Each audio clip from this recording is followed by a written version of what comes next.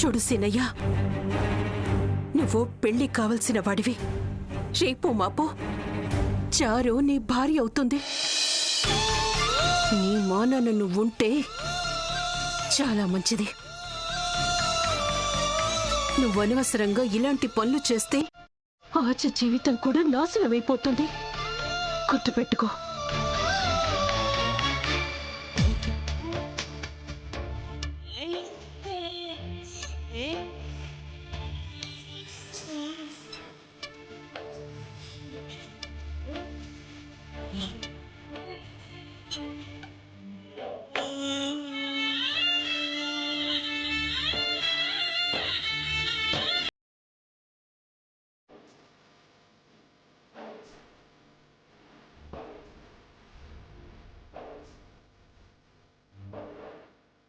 ఏంటో ఆద్య, ఈ కాలం ఎప్పటికప్పుడు మారుతూనే ఉంది. మన బ్రతుకులు మాత్రం మారట్లేదు. ఇప్పుడు నీకంత కష్టమేమొచ్చిందే? ఎప్పుడు కుళ్ళు జోకులు వేసుకుంటూ ఉంటావు కదా. అదే కుళ్ళిపోయిన టమాటో కూడా మాట నిలబెట్టుకుంది అంటున్నాను. ఏంటి ఛాయ, అదేంటో అర్థమయ్యేలా చెప్పు. ఒకప్పుడు టమాటాలు కోసేటప్పుడు చెమటలు పట్టేవి, ఇప్పుడు కొనేటప్పుడు చెమటలు పడుతున్నాయి. కుక్కకి రోజు వస్తుందో లేదో తెలియదు గాని టమాటాకి మాత్రం రోజులు వచ్చేసాయి. రేట్లు బీభత్సంగా పెరిగిపోయాయి. పదండి, క్లాస్ కి టైం అవుతుంది, వెళ్దాం.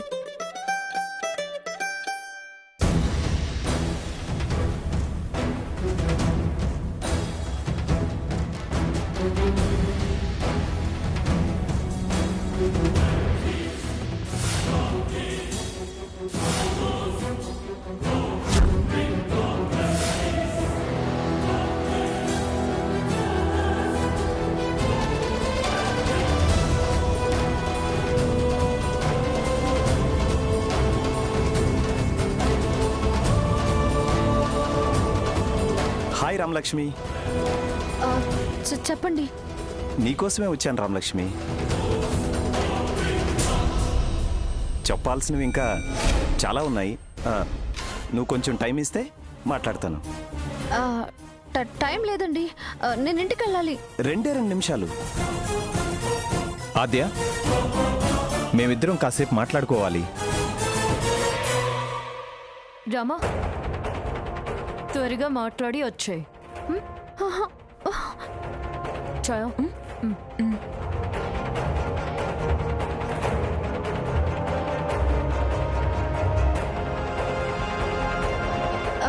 మాట్లాడుకోవడానికి ఏమీ లేదండి, నాకు లేట్ అవుతుంది, నేను వెళ్తా. ఆగు రామలక్ష్మి. అదేంటి రామలక్ష్మి, కాబోయే భర్తను చూడగానే ఆడపిల్ల ఫేస్లో సిగ్గుండాలే కానీ ఇలా భయం ఉండకూడదు. ఇప్పుడు కపుల్స్ సరదాగా కేఫ్కి, బోర్ కొట్టినప్పుడు సినిమాకి వెళ్తున్నారు. మనమేంటో లవర్స్ లాగా ఇలా రోడ్లపైన కలవాల్సి వస్తుంది. నిన్న కాక మొన్న మా ఫ్రెండ్కి నిశ్చితార్థం అయింది. ఫోన్లో నుండి బయటికి రావట్లేదు అసలు. అయితే ఇప్పుడు ఏమంటారు? పెళ్లి ఫిక్స్ అయిందో లేదో, ఈ జనరేషన్ మొత్తం ఫోన్లోనే అన్నీ కానిస్తున్నారు. ఆ ఛాన్స్ ఎలాగో నాకు లేదు. కనీసం కలిసినప్పుడైనా మాట్లాడొచ్చు కదా. ఫోన్లో కాదు, మీతో ఎదురుగా మాట్లాడాలన్నా నాకు ఇష్టం లేదు. ఎందుకు? ఏమైంది? మీరు చెప్పేవన్నీ అబద్ధాలే. ఆ రోజు చెప్పకుండా తీసుకువెళ్లారు. ఎంత ఇబ్బంది పడ్డానో మీరే చూశారు కదా. రామలక్ష్మి, నువ్వు ఇంకా దాన్నే తలుచుకుని ఎన్ని రోజులు బాధపడతావు? అవన్నీ మర్చిపోయి కలిసిపోవాలి. పెళ్లి కూడా దగ్గర పడుతోంది కదా. అసలు ఇప్పుడు మీరు ఎందుకు వచ్చారో అది చెప్పండి. నీకోసం గిఫ్ట్ తీసుకొచ్చాను, తీసుకో. నాకేం అవసరం లేదు, నన్ను బెల్లనివ్వండి, నేను రికార్డ్స్ రాసుకోవాలి. రామలక్ష్మి, లేదు రామలక్ష్మి, నువ్వు ఈ గిఫ్ట్ తీసుకోవాలి. ఇది నీ దగ్గర ఉంటే నువ్వు నన్ను క్షమించినట్టే. తీసుకో, తీసుకోవాలి, తీసుకో. సరే రామలక్ష్మి, నాకు అర్జెంటు వర్క్ ఉంది, అది చూసుకుని మళ్ళీ వచ్చి కలుస్తాను. Okay, bye.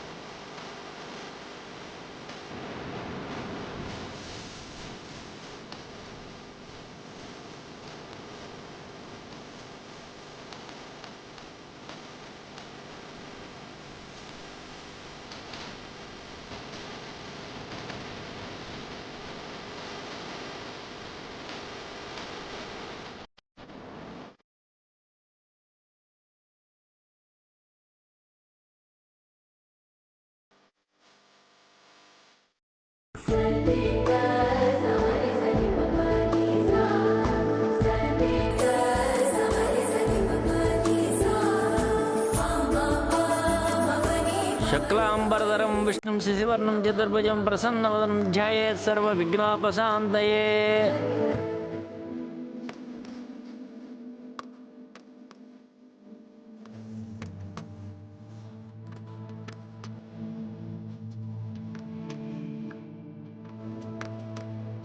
అమ్మా, నైవేద్యం తయారు చేసుకుని తీసుకురండి. అలాగే పంతులు గారు.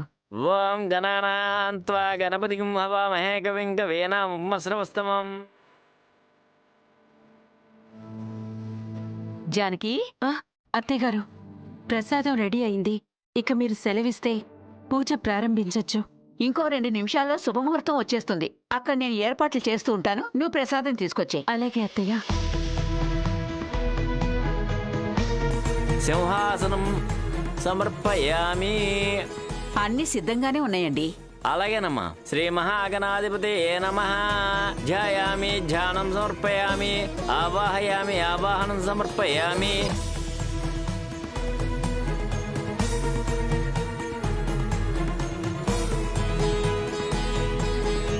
అయ్యా, పూజకు టైం అయింది, త్వరగా రమ్మని చెప్పండి. బిట్టు, త్వరగా రమ్మని చెప్పు. అలాగే పెద్దనాన్న. వదినా, మనం సుబ్బుని పచ్చిమిర్చి కోసం పంపించాం కదా, ఇప్పుడు తీసుకొచ్చాడు. అయ్యో, పులిహార రెడీ అయిపోయిందిగా. సరే, అక్కడ పెట్టే. పెద్దమ్మా, అక్కడ పూజకు టైం అవుతుంది, మిమ్మల్ని పిలుస్తున్నారు. అవునా? సరే పద. పద బిట్టు. ఆపదామపహర్తారం ధాతారం సర్వసంపదాం లోకాభిరామం శ్రీరామం భూయో భూయో నమామ్యహం. సర్వమంగళమాంగళ్యే శివే సర్వార్థసాధికే.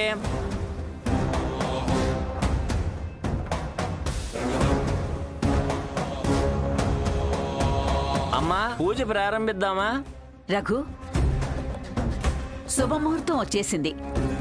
ఏ ఆటంకం లేకుండా పెళ్లి పనులన్నీ నిర్విఘ్నంగా జరిగిపోవాలని ఆ విఘ్నేశ్వరుడికి పూజ జరిపించు.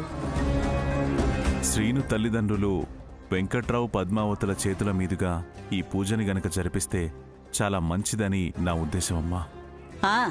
సరే రఘు, అలాగే కానివ్వు.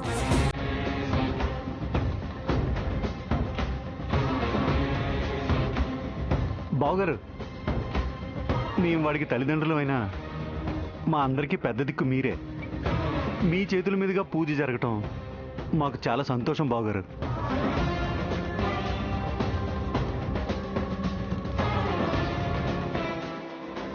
అవునన్నయ్య, ఈ ఇంట్లో ఏ పూజ అయినా వదిన మీరు కలిసి చేస్తేనే కదా శ్రేయస్కరం. వదినా, అక్క కూడా అంత మాట అన్న తర్వాత పూజ మీ చేతుల మీద చేయడమే కరెక్ట్ కదా. జానకి, వచ్చి కూర్చో. అలా చూస్తావే, రా.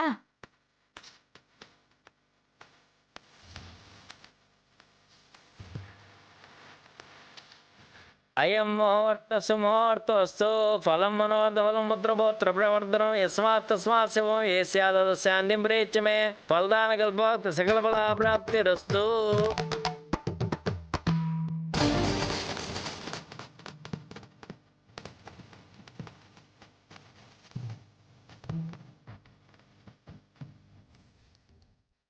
అవును చారు, పెళ్ళికి ఇక్కడ ఈ ఏర్పాట్లే జరుగుతున్నాయి. మరి మీరెవరిని చేయట్లేదా? పెళ్లి పనులు, పసుపు దంచే కార్యక్రమాలు ఎప్పుడో పూర్తయిపోయాయి మా ఇంట్లో. వినాయకుడి పూజతోనే మొదలు పెట్టాం మేం కూడా. రామా, దేవుడికి ప్రసాదం తీసుకురాలేదు, వెళ్ళి తీసుకురామ్మా. అలాగే అమ్మా. పెద్దమ్మా, నేను తీసుకొస్తాను.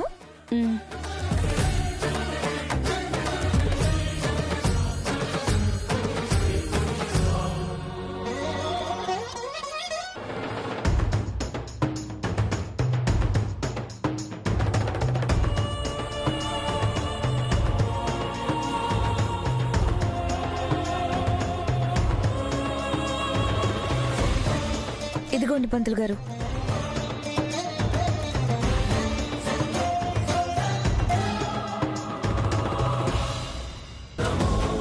నమో నమో నమో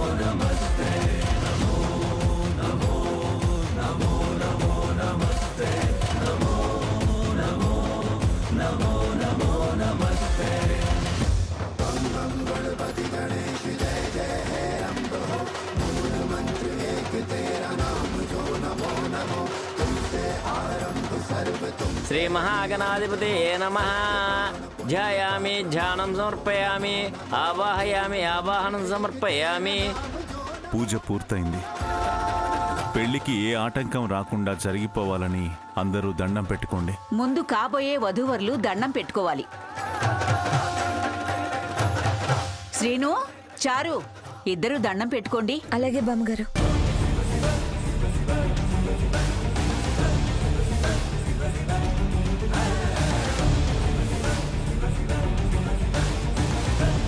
స్వామి, దేవుడికంతా తెలుసు అంటారు కదా, మరి నా మనసులో ఎవరున్నారో కూడా తెలిసి ఉండాలి. నా ప్రేమ నిజమైతే నేను ప్రేమించిన అమ్మాయితోనే నా పెళ్లి జరిగేలా చూడు స్వామి. శ్రీనుబావ కోరుకుంది ఏది నిజం అవ్వకూడదు స్వామి. శ్రీనుబావతో నా నిశ్చితార్థం అయ్యింది. అలాగే పెళ్లి కూడా ఏ ఆటంకం లేకుండా జరగాలి స్వామి.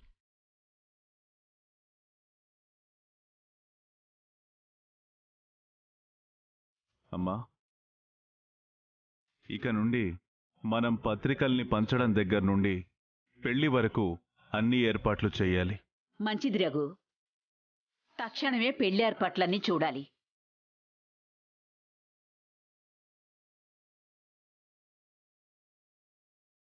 ఏంటి బావా, ఏమని దండం పెట్టుకున్నావు? నీకెందుకు? చెప్పకపోయినా నాకు తెలుసులే బావా. ఆద్యతో పెళ్లి జరగాలని మొక్కుకొని ఉంటావు, అంతే కదా బావా? పద్మా, ఇంకా చూస్తావేంటే? ప్రసాదం అందరికి పెట్టు.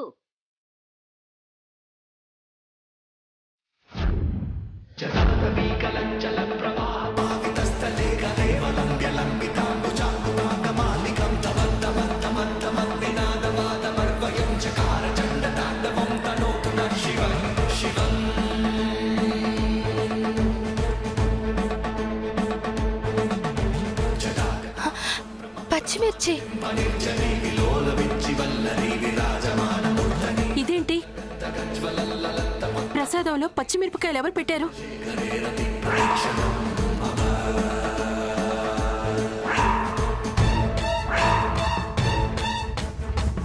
చారు,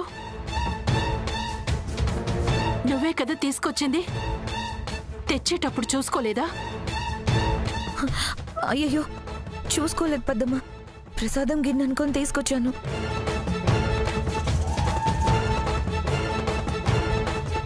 ఇప్పుడు మార్చొచ్చా? అలా కుదరదమ్మా. ఎంత పనిచేసావు చారు. ఇప్పుడు ఆ ప్రసాదం ఎలా తినాలి? తీసుకొచ్చింది కదా, చారుకే పెట్టండి. విఘ్నేశ్వరుడు పూజలోనే ఇలా ఆటంకం వచ్చిందంటే ఏదైనా అపశకునమా పంతులు గారు? అలాంటిదేం జరగదులే పద్మా, నువ్వేం కంగారు పడుకో. అయితే నానమ్మ, అమ్మ చేసిన ప్రసాదం ఇప్పుడు తీసుకురావచ్చా? లేదు రామా, దేవుడికి ఏ నైవేద్యం పెట్టి పూజ చేస్తామో ఆ నైవేద్యమే అందరూ తినాలి. అలా చేస్తేనే పూజ పరిపూర్ణం అవుతుంది. అప్పుడే మనసులో కోరికలన్నీ సిద్ధిస్తాయి.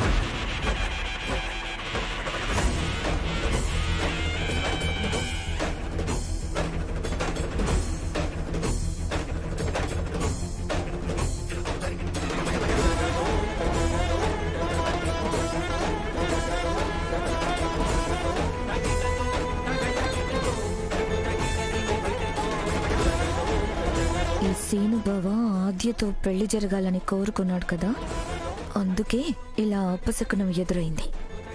భలే జరిగింది.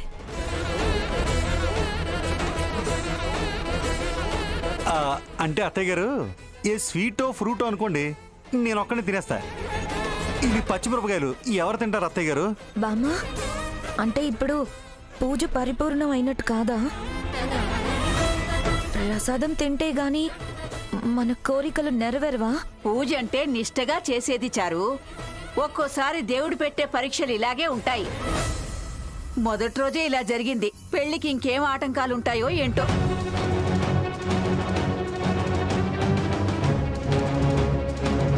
బావా, మన మనసులో కోరుకున్నది ఏది జరగదంటే అంటే నువ్వు నన్నే పెళ్లి చేసుకోబోతున్నావు బావా. ఆద్యతో నీ పెళ్లి జరగదు. పర్లేదు బామ్మ, మనసులో అనుకున్నది జరగకపోతే ఏంటి, ఈ పెళ్లి జరగాలని కోరుకుని పెళ్లి పనులు స్టార్ట్ చేయండి. చారు, ఏం మాట్లాడుతున్నావే? నీతో పెళ్లి జరగాలనే కదా వాడు దండం పెట్టుకుని ఉంటాడు. అలా కోరుకుంటే పర్లేదత్తయ్యా. మనసులో అది కాకుండా ఇంకేదైనా కోరుకుంటేనే అది జరగదు అని చెప్తున్నాను.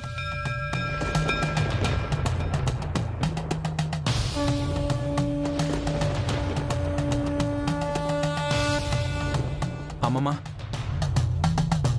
ఈ ప్రసాదం తింటేనే కాని మనసులో కోరుకున్నది నెరవేరదా? అవును శ్రీను, మనం కోరుకున్నది నెరవేరాలంటే ప్రసాదం తినాలి. మనం కోరుకున్న కోరికల పట్ల మనం ఎంత దృఢంగా ఉంటామో తెలుసుకోవడానికే దేవుడి పరీక్ష పెట్టాడేమో అనిపిస్తుంది.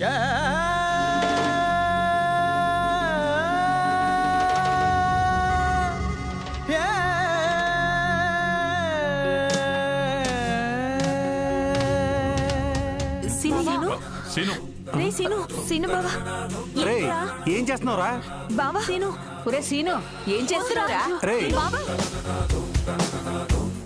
బావా బావా, అయ్యో సీనయ్య, వద్దు సీనయ్య. రే సీను. బావా, ఏం చేస్తున్నావు? అరే సీను, ఏం చేస్తున్నావు నువ్వు? నీకేమైనా పిచ్చి పట్టిందా? పచ్చిమిరపకాయలు తింటున్నావేంట్రా?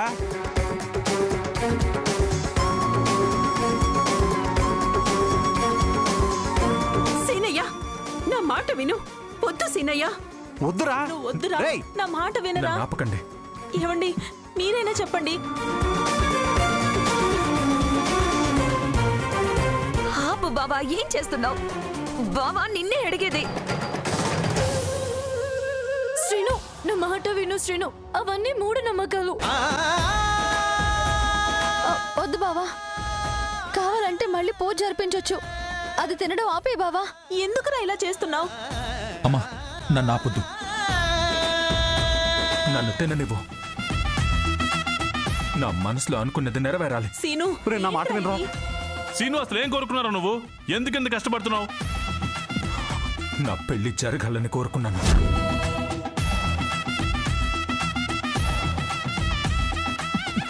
ఏంటి వీడు? అరే సీను, వద్దురా. నా మాట వినరా? నన్ను ఆపకండి.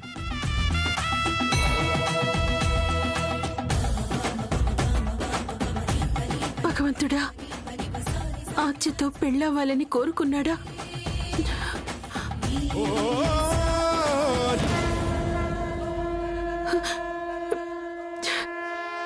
సీనయ్య, ఈ కాగు. సీనయ్య, ఈ కాపుతావా? సీనయ్య, ఈ కాపుతావా? సీనయ్య, ఈ కాపుతావా?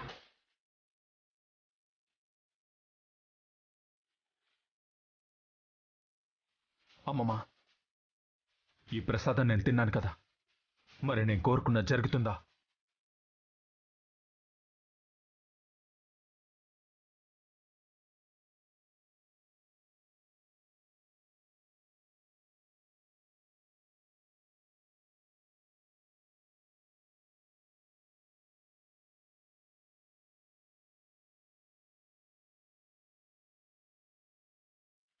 అరే సీను,